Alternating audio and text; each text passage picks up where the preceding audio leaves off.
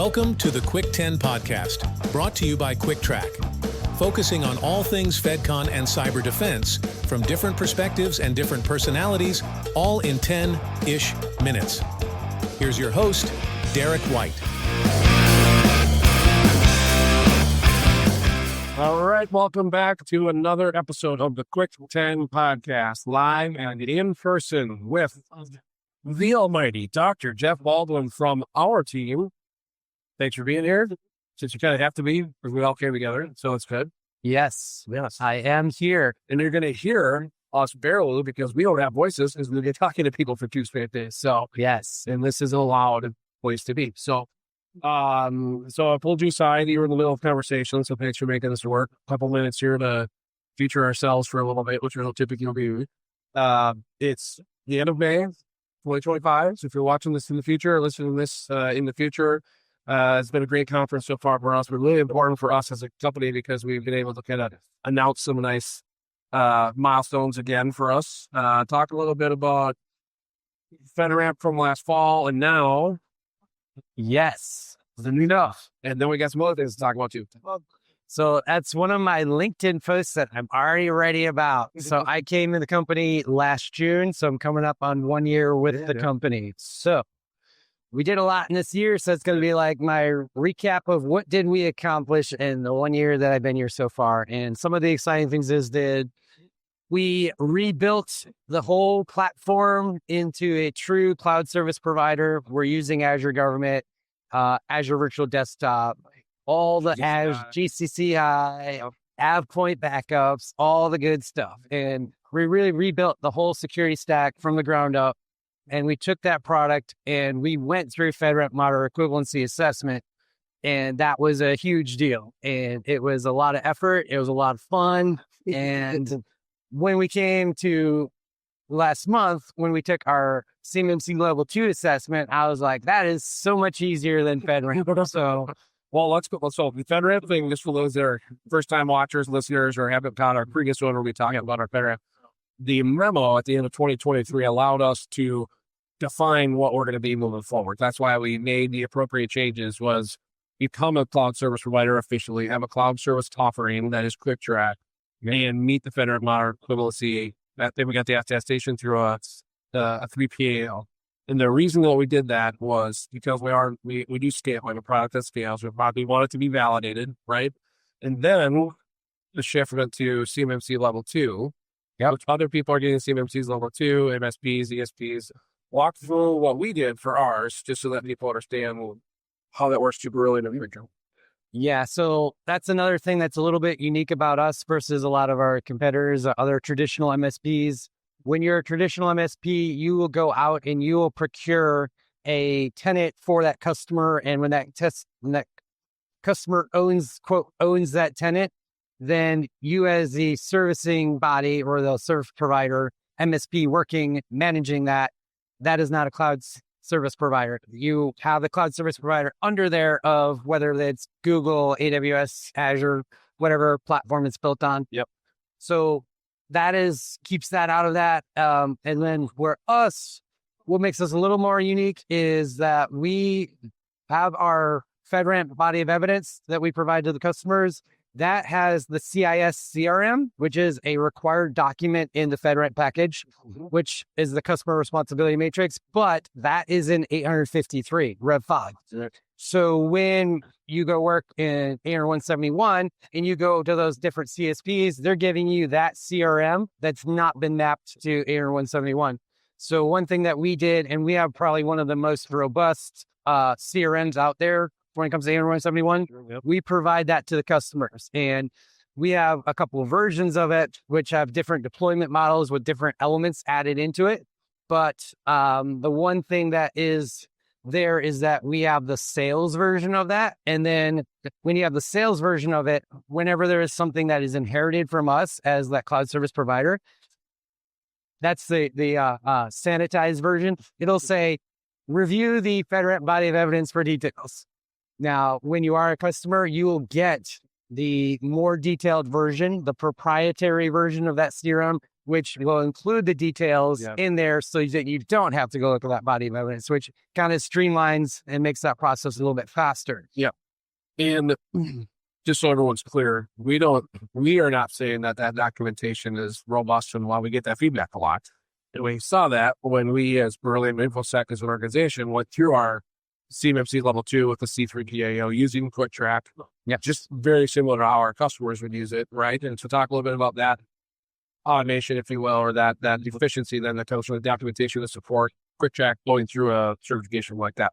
Yeah, so this is very timely when you are an ESP. You're either an ESP that is a CSP or an ESP that's not a CSP. So the CAP is a little bit more, the CMMC assessment process document describes those two processes, right? When you are that ESP that's not a CSP, the CAP says there might be less rigor for evaluating those requirements, but in practice, we have not really seen that so much with our C3POs that our customers have been going through. Yep. And we've done a few of those ones that they've scored 110 on it. So we've gone through technically 4 different assessments of our platform. Yep. We had our FedRAMP one, which was also done by a C3PO, but they were on their three-pile side of the house for FedRAMP. Yep. And then we had our own CMMC Level 2.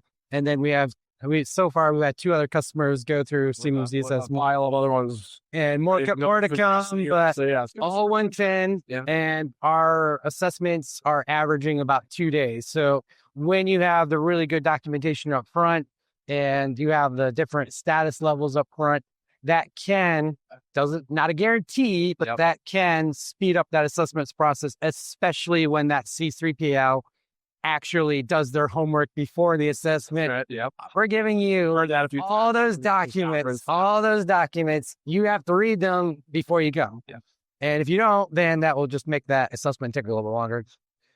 Well, it's been a heck of a ride the last 12 months. Obviously, your brain power and experience, everything's been very, very, very critical there. We have a great team now. Yes. We've expanded our business a lot in the last couple of years, but specifically the last 12 months.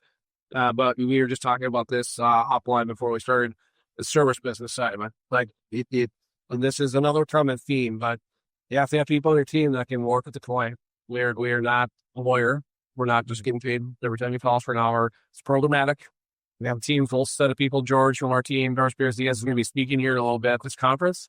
You spoke at CMMC Day with George, I think, 2 weeks ago? Yep, 2 weeks, something like that in DC. So it's good to see it come together. It is nice to have validation. We'll kind of jokingly say this is a little bit of a reintroduction of Cuick Trac. Yes. So if you are watching, you are looking for a secure enclave that is virtual, that is not something you have to manage. You just have to use it, and you want to have a more simplistic approach to CMMC Level 2. Cuick Trac's a place to go. Reach out to us. We have our website, cuicktrac.com, CUICKTRAC.com. Get in touch with our team if you want to follow Jeff. LinkedIn, you're a big-time contributor on LinkedIn. Not as much anymore. Well, right. Yeah. I need to get back into it because, when you are doing all the work, it's then hard to go talk about the work if you've done all the work, right? So then you have to find the time to write the things, and you have to be very, mindful about it, because my thing is that I always post it at like 10 at night, and the algorithms don't like that. And so I actually have a lot of Indian followers, consequently, because they're in India and they're up. And then now I have like a lot of Indian followers and stuff. So I do find that the weekend posts seem to get more traction with it. Yeah, because they're doing work during it. So the weekends are always good. So the whole, you got to feed the algorithm, right? And I have not been feeding the algorithm. So my post counts and stuff are lesser now, but that's, you get on the thing. And that's one of my major accomplishments I consider, is that how much we've grown the team since I've came here, from what I came here with the team that I had, which was a great team, but we've more or less doubled in size. Yeah. And a lot of conference like this in the world does it. I mean, it's nice to be a small business that's now scaled up to, wow. Yeah, because for us, and I'm fully transparent with it, is a lot of what we do, anybody can do. We're integrating technologies. Yeah. And what's the value you're getting from us is the service and the people that we have. So we are managing that, taking a lot of that workload off of you. And then another theme from this conference is like, what can you really inherit? And somebody was making a claim you can make 95% inherit it. And it's like, no, not really. But, for us, we're looking at right now, currently, 86 out of 110 requirements that we are fully providing. And then those other ones that has some share or some customer responsibility to that. And the example I always give is like 311, the very first control a lot of assessors start with, is that we can't authorize who a user is for your system, right? You tell us who you're authorizing, then we will do the technical side of it and manage that on that end.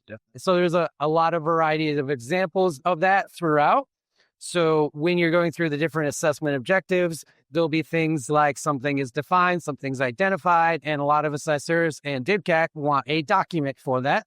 So whether it's our responsibility or a customer responsibility or shared, we'll still be providing you templated documents, and you can take it or leave it. You can modify it, come up with your own documents.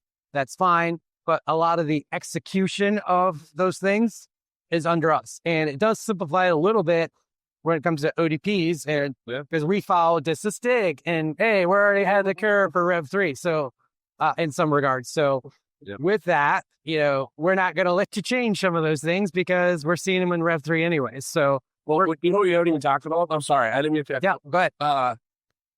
ServiceNow, another huge implementation, huge product impact for us, to our customers, not just for us, but to our customers. I want to make sure we touch on that too. So the other exciting thing with ServiceNow that we're rolling out over the next few weeks here is that it gives that full visibility of all the tickets for that customer. So when you're in an assessment, you got to remember we're purpose built for supporting assessors, essentially. So we know the evidence of their need. Myself and George, we're lead CCAs. I'm actually a provisional instructor teaching assessors as well. So I already know the things they're going to be looking for. And one of those things is give me evidence that you're doing something. Yes. And that ServiceNow with all your cases in there, they call them cases, not tickets. You would be able to pull up those cases and say, here is evidence that we actually did the things that we're doing. Yep. So our program champions, which are the people that are designated from our customers, that are the ones that we have the authority to approve things, essentially. They have that full visibility of all the cases that are going to be there. So that's a really exciting thing. And it is a very large investment. So with us, that's the nice approach. We have that centralized approach where everything is all in-house. And we have that one ticketing system with different accounts carved out for each of our customers.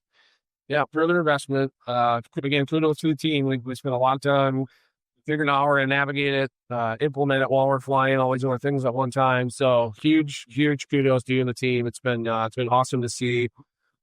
Thanks for being here for a couple minutes. We're running out of time because I'm not going to have a voice here anymore. So if anybody wants to connect, I will personally say you go to the website, do a demo from this conference, mention Jeff Baldwin, CEIC West.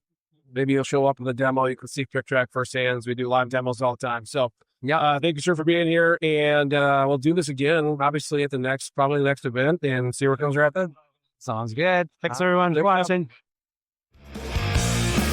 Thank you for listening to this episode, and make sure to subscribe to the Quick 10 podcast wherever you get your podcasts, and check us out on YouTube as well. For more information about Cuick Trac, visit our website at www.cuicktrac.com. That's CUICKTRAC.com.